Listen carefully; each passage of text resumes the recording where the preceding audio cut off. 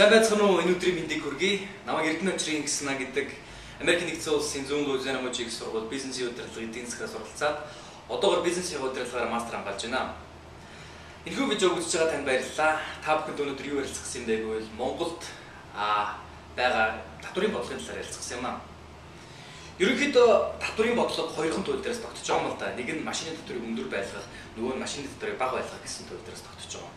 Монголд бол машины татврыг маш өндөр байлгаж байна. Нэгдүгээр энэ нь эдийн засгийн үүднээс харах юм бол буруу, хоёрдугаарт иргэн таны эрх ашигт халдж ийн гэсэн үг. Татвар өндөр байгаа учраас та сайн машин унж чадахгүй байна гэж танил гэсэн. Ерөнхийдөө гадны орны жишгээр үзэх юм бол магадгүй татвар өндөр байх тийм шалтгаан байдаг. Тэр бүхэн тайлбарлахдаа дотоодын үйлдвэрлэлээ дэмжих гэж байна гэсэн утгаар машины татварыг өндөр байлгадаг. Монголд бол тийм шалтгаан байхгүй шүү дээ. Гэхдээ мэдээж өгөгддөг шалтгаан бий л дээ.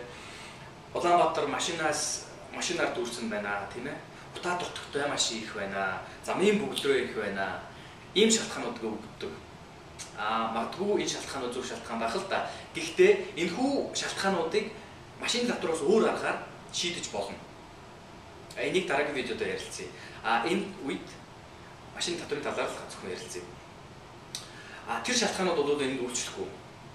Өнөөдөр 2003-2004 оны Lexus 470 гэдэг машиныг Монголд 45 магадгүй $50,000 хүмүүс зарж байна л да. Америкт тэр машин $20,000 үнэтэй байдаг. Өнөөдөр та $25,000-тай бол Lexus 470 унж чадахгүй нэ. Тийм ээ? Монголын иргэн болж төрснөөрөө та Lexus 470 унж чадахгүй нэ шүү дээ. Америкийн хүмүүсийн амьдрал ийм сайн байдаг. Монгол хүмүүсийн амьдрал одоо сайжирч байна л да. Гэхдээ Америкт амьдарч байгаа хүмүүсийн амьдралтай очиж ойртох арай болоогүй. Ийм хоёр өөр зүйл байхад бид бүхэн энэ хоёр зүйлийг аль болохоор ойрхон болгох гэж ажиллахыг хүсэх ёстой байтал харин ч энэ хоёр зүйлийг машины татвараар улам холуулах байна гэсэн үг юм. Өнөөдөр та бүхэнд энийг хамгийн амархнаар тайлбарлах арга нь юу вэ гэхээр нэг төлөлтөнд тавьж үзье л да. Өнөөдөр дараачийн 6 сарын дотор Монголд ямар ч машиныг ямар ч татваргүй оруулж ирэй гэж хэлье. Тийм бол баталж ил да. Тэгэх юм бол юу болох вэ? Нэгдүгээр Монголд маш олон машин орж ирнэ. Хоёрдугаар тэр машин болгон эзэнтэй болно шүү дээ. Өнөөдөр та $25,000-тай бол Lexus 470 унж авч чадах нь шүү дээ. Татваргүй болчих юм бол. Тэгэхээр Монголд явж байгаа машинуудын чанар эрс сайжирна. Нөгөө утаа дуртагтай машиныг хэн унах юм бэ? Хүн болгон сайхан машин унахыг хүсэн шүү дээ. Татвар багаснараа татвар магадгүй байхгүй болсноор хүн болгон машинаа сайжруулж ийн гэсэн.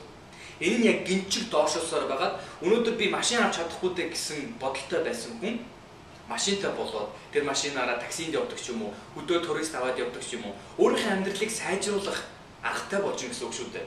Ингэснээр л Монгол хүний амьдрал сайжирж, Монголын эдийн засаг цаашаа хөгжиж цэцгэлэн шүү дээ. Тиймээс татварыг бага байлгах хэрэгтэй гэж тайлбарлах гэсэн.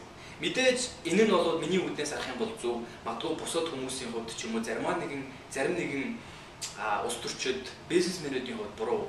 Тэр хүмүүсийн эрх ашигт халдаж магадгүй л дээ. Яагаад гэвэл тэр хүмүүс 100 машин ижил оруулаад ирсэн татварыг байхгүй болгочихвол тэр хүмүүс юу болох вэ? Машиных нь өмнө нь унаад шатчихна гэсэн үг болно шүү дээ. Ядчил нөгөө их мөнгөтэй болох гэжсэнээс бага мөнгөтэй болно гэсэн үг.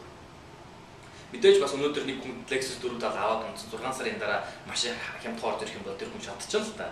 Тэгэхээр энэхүү процессыг магадгүй 2 жилийн дотор 3 жилийн дотор ингэж аажмаар багасгах хэрэгтэй гэж тайлбарлах гэсэн. Тэгснээрээ бид нар өөрсдийнхөө хүмүүсийн амьдралыг дэмжиж хүн болгон сайхан машин унж, тийм ээ? Тэгж амьдрах боломжтой болж байна. За, дараагийн видео хүртэл баяр таа.